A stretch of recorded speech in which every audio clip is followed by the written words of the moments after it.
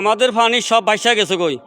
1998 সালের বন্যা দেখছি, 2004 সালের বন্যাও দেখছি, এখন 2024 সালে এত বড় বন্যা, এত পানি আমার বয়স আমি দেখি না। আমার 65 বছর বয়সে আমি এত বড় বন্যা দেখি নাই। আর এখন আমরা দেখেন কিভাবে আছি, বাসি গেছি, আমাদের ঘর দুয়ার সব বাসি গেছে।